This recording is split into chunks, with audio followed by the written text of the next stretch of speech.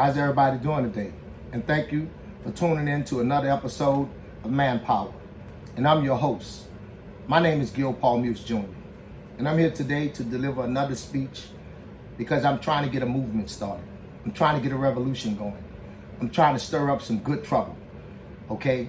My focus is to bring attention to shed light on the greatest form of child abuse that we have taken for granted in America. And the reason it's happening is because men are laying down at the watch. So I believe that if men are given their sons as a norm when a man and a woman separate, that we will create a better society. And that is the reason why I have embarked upon this journey, and I'm going to continue. I may not win this fight in my lifetime. I may be at my deathbed and it's playing in the background on the television. That's fine by me, because fatherhood is a right given to us by the Father Jehovah. It is an inalienable right. And that means that it's a right that we have before this government was formed. We have the right to be a father like the father was to his son. Okay? So without any further ado, this speech is entitled Preparation for War. And the reason this speech is entitled Preparation for War is because that's basically, as men, what we're going to have to get ready to do in order to right the wrongs that we have abandoned and allowed to happen for this long. My fellow fathers, as we embark on this journey for the fate of our children, I want you to understand our enemy has the upper hand on us. They have years worth of a head start, and they are already organized. They are organized in their corporations. They're organized as their titans of industry. They're organized in their governmental systems, and they have created a common place for us to accept as norm.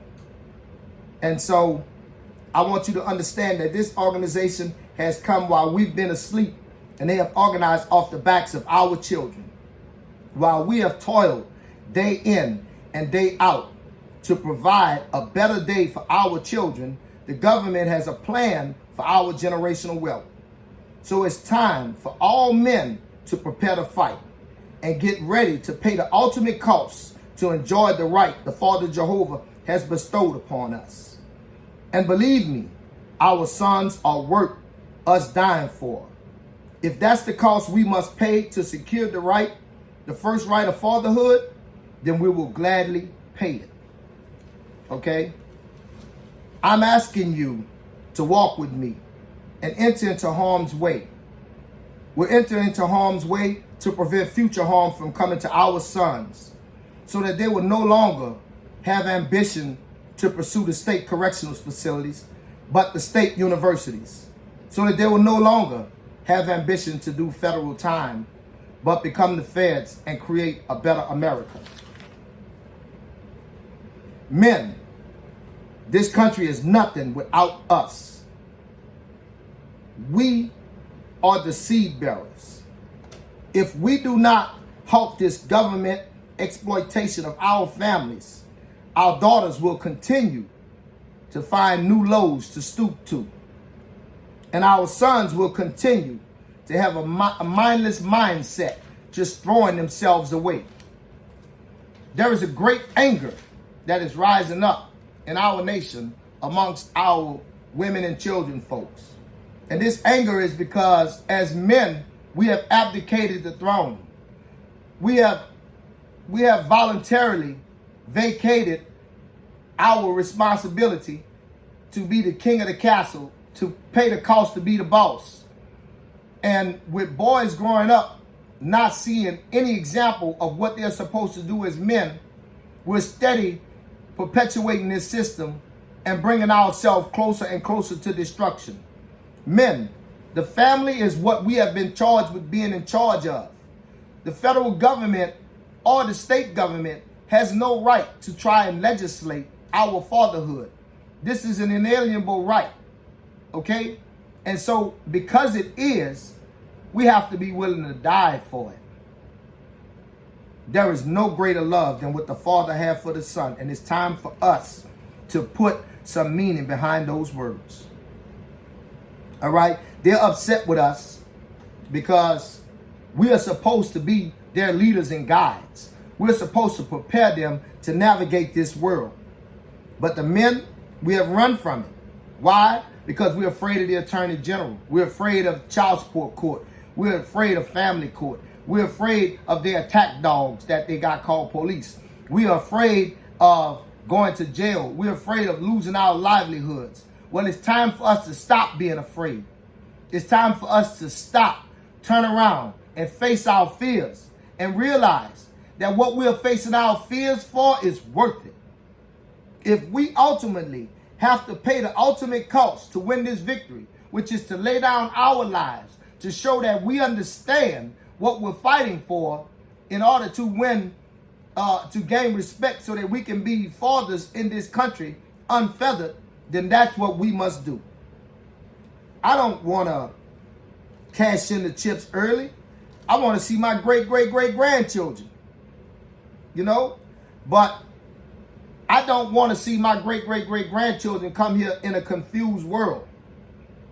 So before we organize this million-man march, before we start to show this country what we mean to this country, we're asking to do the right thing, to hear our grief, to give us a redress with our government, and make first right of fatherhood a national law of the land. I understand the cost that we will have to pay to make our government turn loose our children, turn loose the idea of free labor through incarceration and defunct education, turn loose the immoralness that they're creating in our society, and let us have our power back. There will be no let us have our power back. We have to stand up and be willing to fight and die to get our power back. The hardest thing in the world to do is to get another man to open his hand and relinquish power off of another. I'm asking you to walk with me and enter into harm's way, because the cause is just, because the fight is right. As a man, if you're not willing to die for your babies, then why are you here? Okay? You know we built for this sacrifice. You know we built to do this job. You understand that the government has other plans, and we deserve our generational wealth. Your grandbaby shouldn't have to start out working at Popeye's fried chicken. They should be able to start out doing something that the family have to offer. We can create a better America if we get rid of food stamps and welfare. Okay? We have to put these things on a temporary scale, on a temporary basis. All right? It has to be some type of plan with this program so that it is not permanent, because it is being used as a weapon to promote single motherhood, which helps to go against the intentional will of the Father Jehovah, that the man should be in charge of his family and raise his family. And the government should not subsidize fathers in the home. Okay? We're also saying that we want to end Section 8 in the form that it exists as well. Because there is no such thing unless you special needs or, part of that company over there, handicap, something like that. There is no need for there to be a permanent system for you to get money for food every month. And there is nothing wrong with you for you to have cheap housing every month for the rest of your life and there is nothing wrong with you. For you to have health care provided to you free of cost without you putting in any work, and there is nothing wrong with you. These are all institutions designed to replace the Father so that America can continue to corrupt and manipulate us. Listen, I'm saying this every show, and if you're paying attention and your eyes are open, you understand that we are in World War III. And as a nation, we have to have a nation that is male-dominated and male mind strong.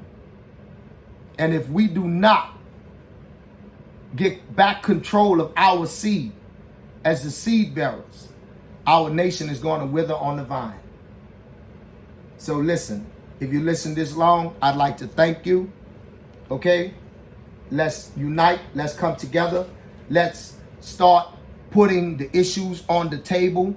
Let's create some type of forum. You know, my phone number, 469-245-8188. If you are someone who knows how to organize, if you're someone who can help me to get this fight started, okay, I'm very serious. This is my lifelong dedication. My name is Gil Paul Muse Jr., and I truly believe that being a father is a right bestowed upon us as men by the Father Jehovah, and it cannot be infringed upon or legislated upon by any man on earth. And if you feel the same way I do, whether you male or female, please organize. Let's get together. Let's start this fight. So until the next show, peace.